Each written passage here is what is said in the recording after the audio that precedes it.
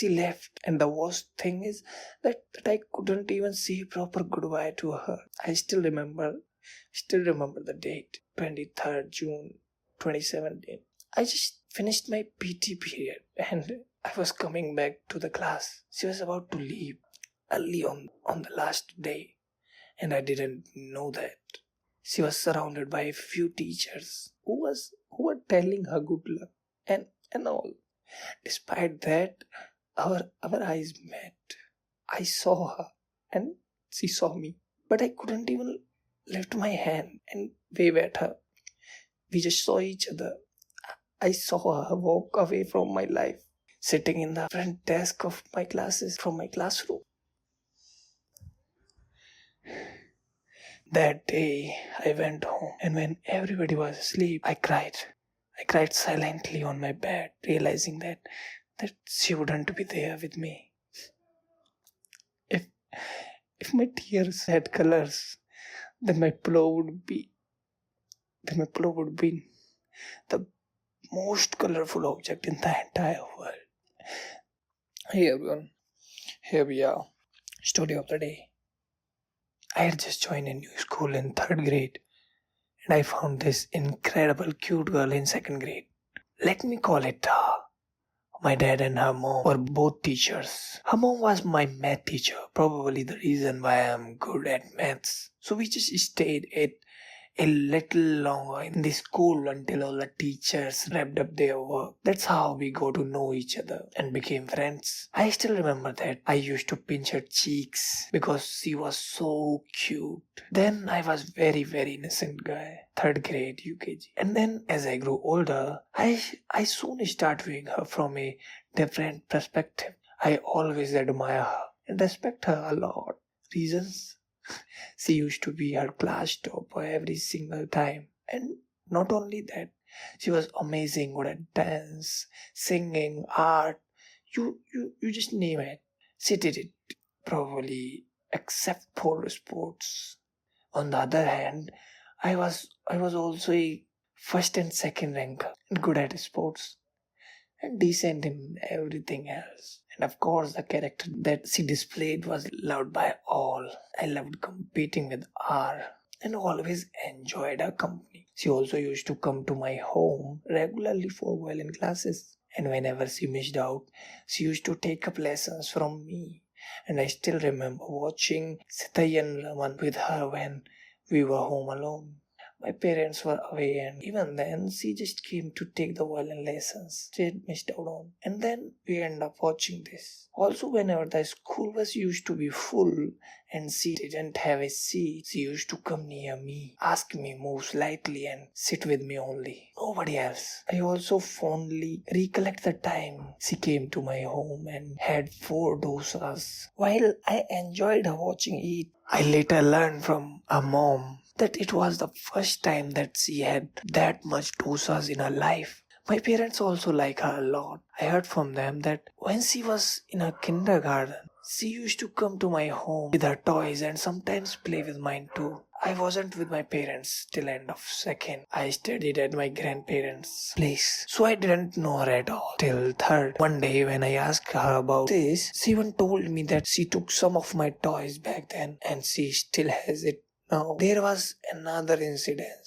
When we both were acting in the same drama as king and queen, this was the starting point of all the rumors of us having an affair. We were also in the same cure and many other teams and activities. I had so much fun spending time with her. God, I loved those days. I could just keep listening so many incidents like these. Even though I had a tremendous amount of respect towards her, it still didn't transform into love. I don't know. I was dumb, probably. Then when I was in 8th standard, I heard that her dad got a transfer and she's about to leave in 3 months. I was devastated. For the next 3 months, I went to the temple every day, begged God to do something and make her stay. But even God couldn't do anything. Eventually, she left, and the worst thing is that I couldn't even say proper goodbye to her. I still remember the date, 23rd June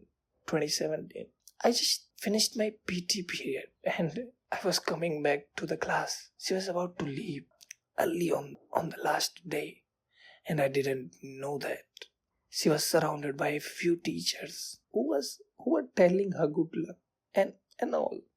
Despite that, our eyes met. I saw her and she saw me. But I couldn't even lift my hand and wave at her. We just saw each other. I saw her walk away from my life, sitting in the front desk of my classes from my classroom. That day, I went home, and when everybody was asleep, I cried.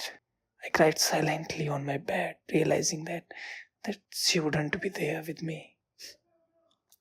If if my tears had colors, then my pillow would be the most colorful object in the entire world.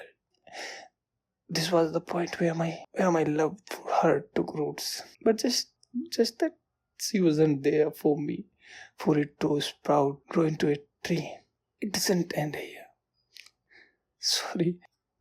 I somehow kept telling myself that if I study harder and make it to IIT and NIT, which was a dream that we both had, I would have at least a small chance to meeting her.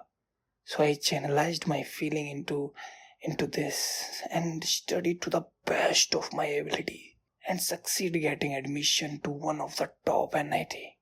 I had no contact of her.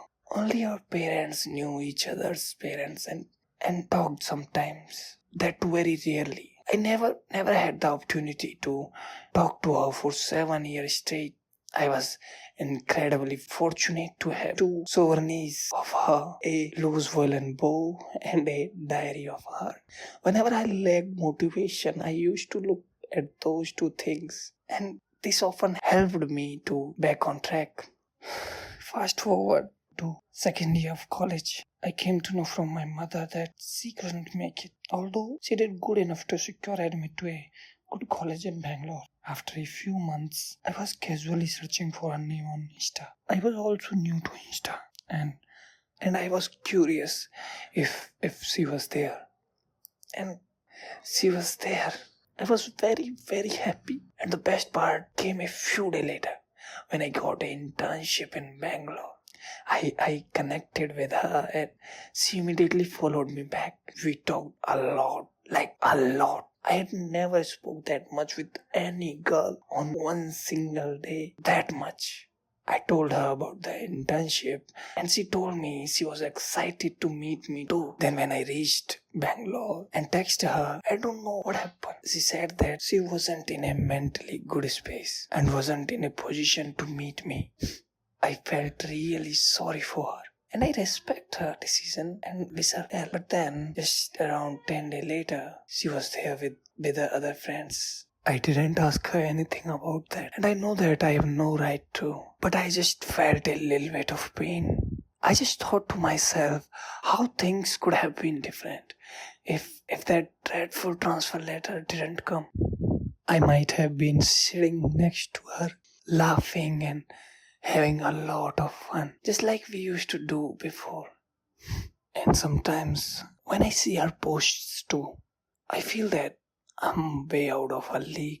And she wasn't the same R whom I saw before. Don't get me wrong. She was extremely well-mannered when she was texting me. But the R I saw in school was different. I also understand that people change over time. It's just that I began to have the inferiority complex. And I still have. We talk to each other even after I came back from Bangalore and the conversations were really nice too. We talk about our struggles and motivate each other. It felt really good.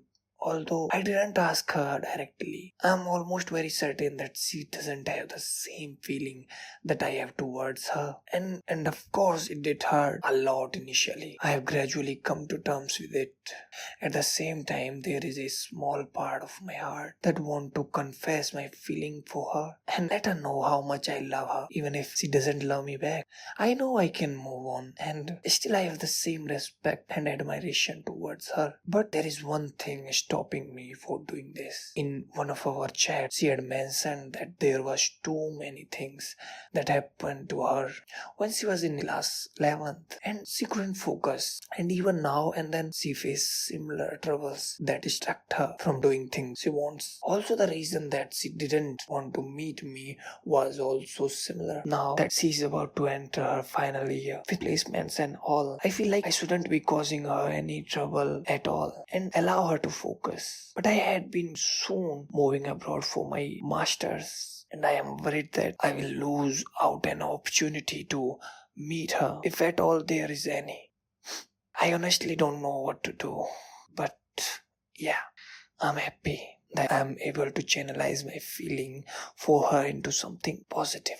And instead of just slacking around, this is probably a small yet significant reason why I'm going to one of the top universities in the world for my masters.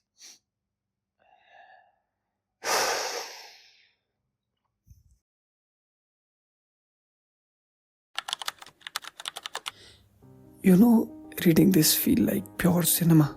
It plays out exactly like a movie script.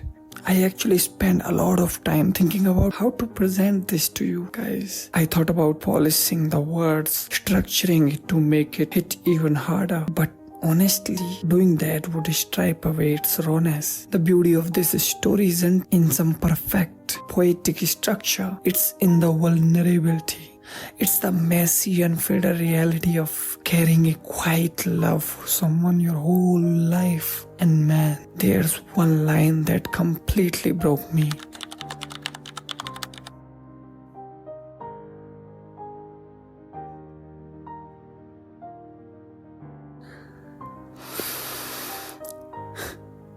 Psychologically, there's a reason this story hits so close to home for so many of us. It's the weight of the when we don't get closer, when we don't even get to say proper goodbye, our brain holds on to that person. We freeze them in time. They became our ultimate what if. There is so much more to unpack here. The halo effect of our childhood crushes, the fear of disturbing someone else's peace at the expense of our own. But if I go down that rabbit hole, this video will be an hour long. But I will say this, if this story resonates with you and if you guys want me to dive deeper into the rest of it, let me know and we will definitely do a part 2. Until then, I want to hear from you. Do you have a what if person in your life? Someone you channeled your heartbreak into? Drop your story in the comments. This space is for you to share it completely unfiltered. Let's talk about it. I will be reading.